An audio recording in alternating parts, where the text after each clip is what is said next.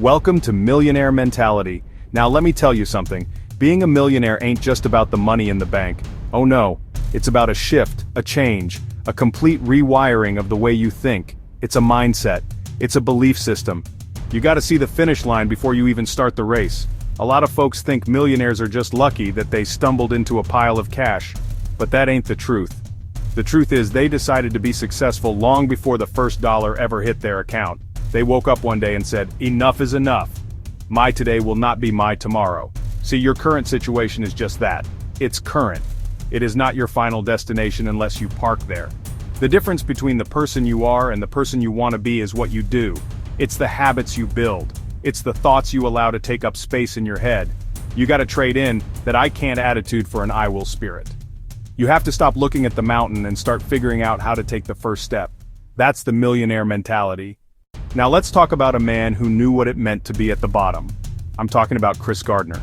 This is a man who was homeless. Homeless. He was sleeping in public restrooms with his young son.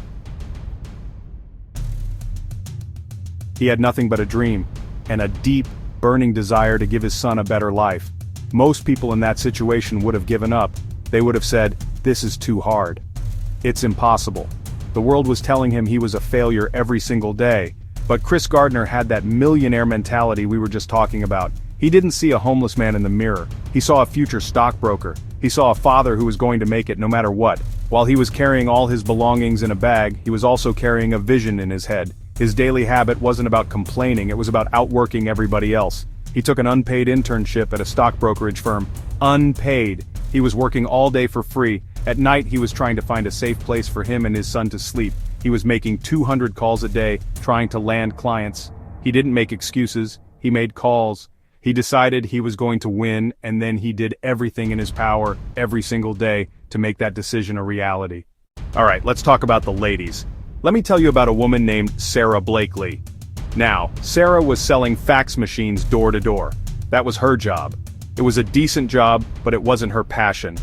She had an idea, a simple one. She didn't like the way her clothes looked over her undergarments, so she took a pair of scissors to some pantyhose and boom, an idea was born. That little idea would later become the billion-dollar company Spanx. But it didn't happen overnight.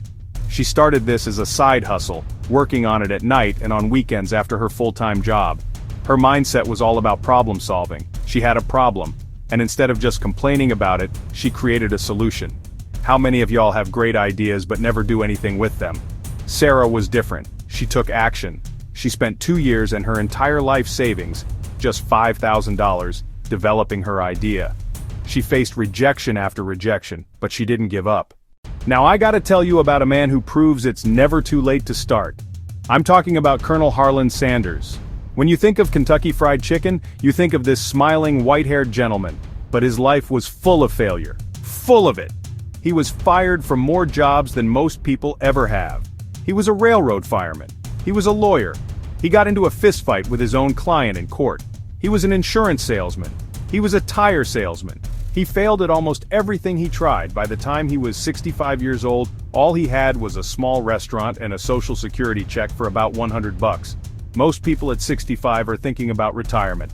Not the Colonel. He was just getting started. His restaurant was failing because a new highway was built that bypassed his location. That was a major setback. He lost everything, but what did he have? He had a recipe. A secret recipe of 11 herbs and spices. He believed in that chicken recipe with all his heart. So, at 65, he got in his car and started driving across the country, trying to get other restaurant owners to sell his chicken and pay him a nickel for each piece sold. He was rejected over and over, reportedly over 1,000 times, but he kept going until he found that yes. So, what have we learned from all these stories? We've seen Chris Gardner go from homeless to a multimillionaire. We've seen Sarah Blakely turn a $5,000 side hustle into a billion-dollar empire. We've seen Colonel Sanders become a global icon after the age of 65. They all came from different backgrounds, different struggles, different ideas, but they all shared the same core beliefs. They all had that millionaire mentality. So let's break down the common lessons, the things you can start applying to your own life right now, today. First, they all had a crystal clear vision. They knew exactly what they wanted to achieve. It wasn't some vague wish, it was a specific, detailed goal that they could see, feel, and taste. Second, they took massive action. They didn't just sit around and dream, they worked, they hustled. They put in the hours when no one was watching. They understood that a dream without a plan is just a wish. Their daily habits were all aligned with their ultimate vision, turning small, consistent steps into a giant leap forward. Third, they were unbelievably persistent. They treated failure like a lesson, not a life sentence. Rejection didn't stop them, it fueled them. They heard the word no 1,000 times, but they only needed to hear yes once. Your story is not written yet. You are the author. You hold the pen. Stop waiting for the right time. Stop waiting for permission. The time is now. Start with what you have, right where you are. Change your mindset. Build one new positive habit. Take one small step toward your dream today. Go get what's yours.